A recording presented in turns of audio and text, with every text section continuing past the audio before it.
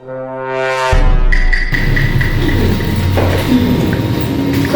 ang ating pong model name is Naya, so which means po na new. So, new, bago, new beginning kasi nasa norte na tayo. Ang bagong kaya sa norte. Kasi po, alam ko naman, nasanay kayo na ang ating kaya sa Cavite. Ito po ay either 36 square meter ang lot area or 38. So, this time po, dahil nagkaroon tayo ng second floor, lumiit na konti yung ating lot area. So, tayo po ay 30 square meter at 32 square meter po ng floor area. So, ibig sabihin, up and down, hindi loft, tayo po ay full second floor. Socialize na may second floor. So, sa end unit po natin, ang regular lang po natin is 41 square meter. So, this time po, alam ko naman na usual po naman binibenta natin pag end unit, di ba po merong bintana sa gilid. So, this time po si Naya, pag end unit, 30 square meter lang din siya, kasukatan din po siya ng inner, pero firewall na. Kasi yung katabi niya po, kaya po naging end unit, may alley. Pero hindi po pwedeng i-occupy yung budget. Kaya lang siya naging end unit kasi po nakakate. Pero yung alley po na nakalagay po sa gilid din na nung kabilang end unit, dadaanan po yun ng ibang tao. So, ang magkakaroon lang po tayo dito ay end corner. So, yun lang po magkakaroon na bintana sa gilid. So, ang usual po, yung minimum lot area ng end corner natin dito is 41 square meter. Pero pag inner and end firewall, 30 square meter lang. Kapag corner lang, 41 square meter yung minimum natin. So, pricing pa. Yeah. Na-end, may firewall din. Yes, firewall sila. Wala po silang bintana sa gilid. O ano na lang po, pass the message na lang sa likuran. So, yan po yung ating initial price. Pass the mic. Thank you. So, napansin niyo po. Meron na po. Tatlong category lang po tayo. Isang inner, isang end, and isang corner. Ito pala tayo. Inner and end, parehas po na 30 square meter ng lote. Corner lot po, minimum of 41 square meter po yung lote. Pero ang bahay po, lahat pa rin standard, 32 square meter. So, ito po yung floor plan natin. Hindi mo makita. So, paano lang pa rin po tayo? Sino na po nakabanda ng Kaya Homes Townhouse?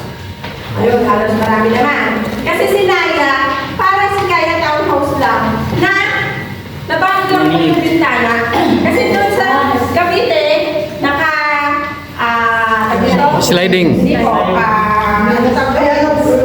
Apo, yung mga ganun tayo. Dito po kasi si Townhouse, Jealousy, na may grills pa rin. And then, ang nabago lang po yung lote, mas lumiit kasi 30 square meter. Pero ang turnover po, anong turnover ng Kaya Townhouse natin? Same lang halos ng Kaya, ng Naya. Kasi meron pa rin po tayong 2 painted coats sa loob with ceiling and insulation. Di-flash po ang toilet. Complete bathroom fixtures pa rin po. Pero yung tiles po, nabawasan sa wall, naging 1 layer na lang from 3 layer. And then yung lavabo natin nasa likod pa rin with ceramic tiles.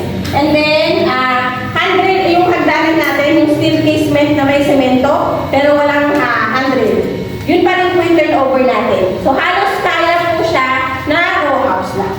Okay. So at least may idea na po kayo kung ano yung magiging turnover natin. Jealousy siya. Jealousy lang po siya, yung ating first and second floor po ng bintana. Pero ang lote is 30. Pero ang bahay, 32 square meter taas at baba. So provision po ito for 1 to 2 bedrooms. So kung ano po yung nakita niyo sa Kaya Gentry, Kaya Naik na townhouse, halos parehas na. Mababago lang po yung bintana at saka yung layer po ng tile sa wall, isang layer. Para siyang natay na luna. Ang natay na sa lofted, ito kasi full second floor. So exposed T-joints pa rin tayo. Yung makikita niyo po sa ground floor na may ganun pa rin po tayo. Pinaliit lang. Pinaliit lang. So conventional hollow blocks pa rin po ang gamit namin, hindi kabimag, cast in place, or yung isa. So traditional pa rin po tayo. Opo, ano pa rin po? Then, so materials po plain cement na floor slab. Yung second floor and ground floor po finish pa rin with 2 pane coat, naka-jealousy, naka-expose po ang T-joints. Meron po tayong ceiling with insulation and door pa rin po tayo sa likuran. And then, atin pong semi-solid sa front door. So, halos na parehas po ito ni Helena. Mas maliit lang na lote. So, amenities po. So, meron po tayong clubhouse. Meron tayong gate and guard house. Meron tayong covered court po. Ang wala lang talaga tayo dito, swimming pool po. So, financing po. Ano po yung mga financing na ikikater natin kay Naya? Siyempre, number 1, pag-ibig under 40 age category. Spot cash or deferred cash. Yun lang po. So, balikan po tayo dito sa sample form po na pinamigay ko. So, nakita niyo po as ang presyo po natin minimum of 999,000. So, napansin niyo po, yung loan na po ng dinner and is under 950. So, ibig sabihin, yan po yung maximum loanable ng 4PH. Nakita niyo po yung corner lang. Naging 1,050,000. Pero yung interest rate niya po, naging 6.2. So, kapag po ang loanable ay tumaas ng 950,000, hindi na po siya papasok kay 4PH. Paano natin gagawin 4PH ang corner lang? Pwede niya pong idagdag sa down payment yung diferensya po. So, kailangan ECP sa 950 para pumasok siya sa 3% interest rate ng 4PH.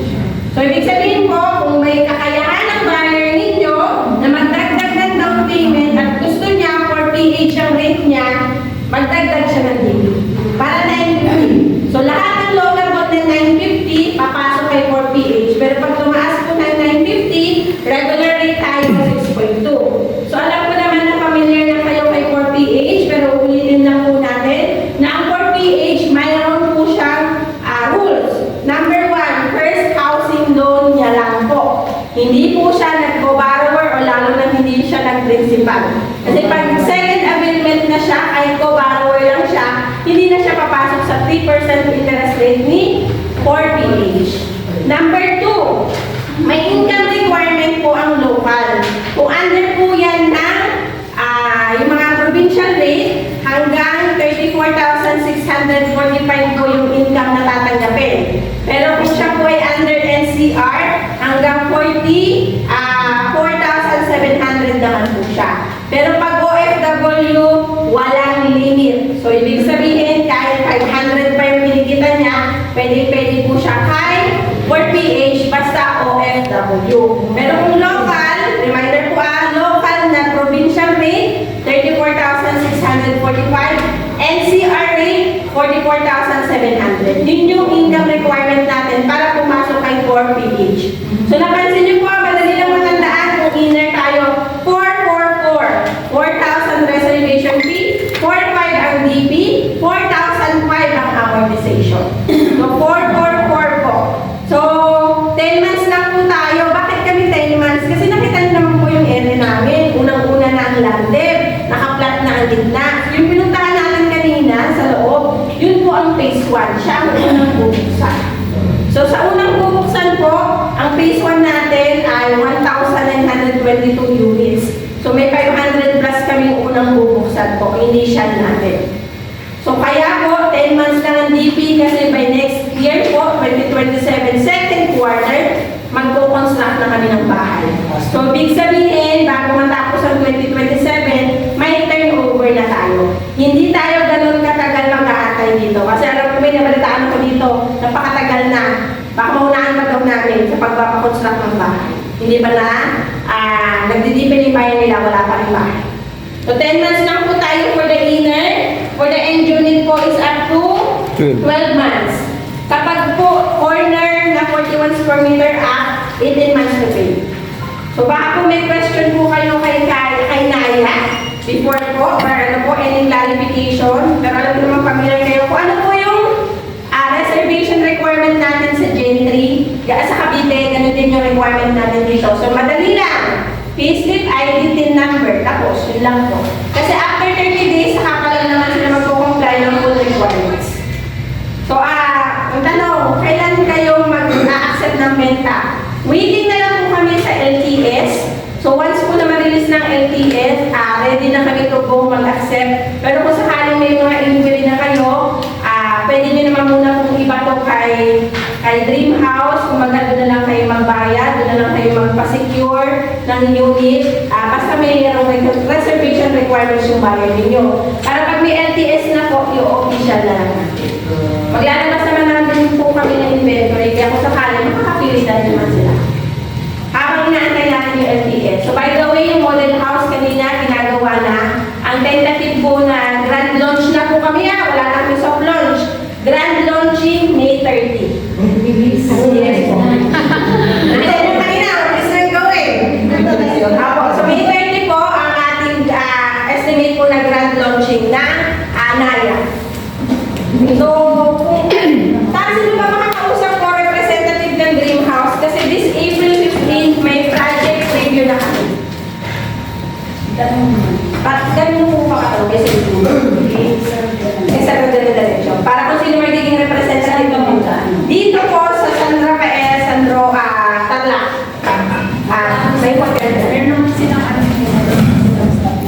malapit. May po, tanong ko na lang kay Tito Rodel kung sino atin. So baka kung may question po kayo kay Naya, so ito po pala para na may idea kayo. Ito yung ating phase 1. Ito yung 1,922 po na phase 1. So ang unang bubuksan po dyan ay ito po. Ito pong 5 blocks pababa. Dito po tayo galing kanina. Yung pinasok natin. Po, ano na po, gitna halos. Yes, po, halos gitna. Kaya malapit pa rin talaga sa entrance. So, ayun po, meron na may mapa, inaantay na lang talaga natin. Pero kung hindi na natin mapigilan yung inquiry ninyo, i-reserve nyo na lang muna po siya kay Dream House. Apo. So, reservation, mga taga dito, magkakaroon po ng permanent stop dito. So, pwedeng dito mag-reserve. Pero kung ang buyer is nasa Cavite, pwede din tayo mag-cater sa Cavite, sa Imus office po.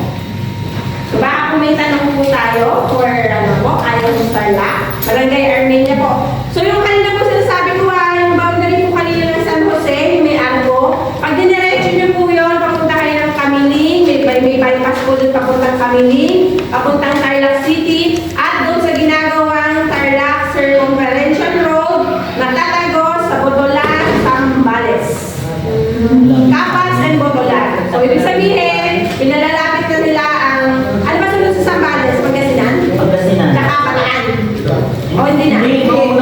Bataan.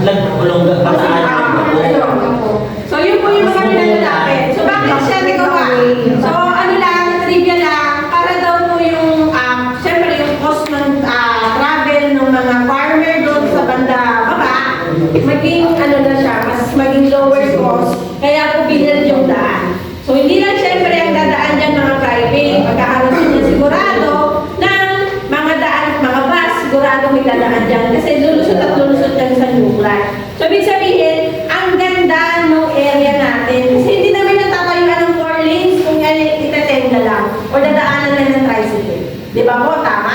Tama tayo kita ng 4 lanes na hindi naman ginamit nila.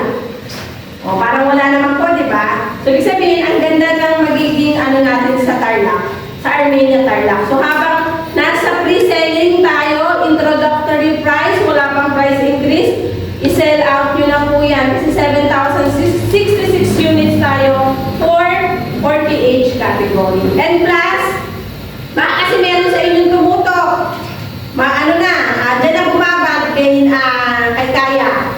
Kasama po ito sa ating annual promo. Yun nga lang po, dahil row house po siya, kailangan makatatlong bensang muna kayo bago makapasok siya as one entry. So, halimbawa, naka 36 units ka, 12 units doon, papasok doon sa promo. Divided by 3. Kung meron po sa inyo tututok ng Kaya Homes, kasama po siya sa promo natin. Titan na, ilang division ba ito? Marami. Pero, o yun nga kapag nire-reservation. So, usap na lang kayo kung anong gagawin yung consolidation, kung may tututok po sa inyo for Tarlac. Kasi 3 reservation for 1 entry. Kasama po siya sa promo, kaya kahit na maliit lang yung package, hindi sayang ang pagod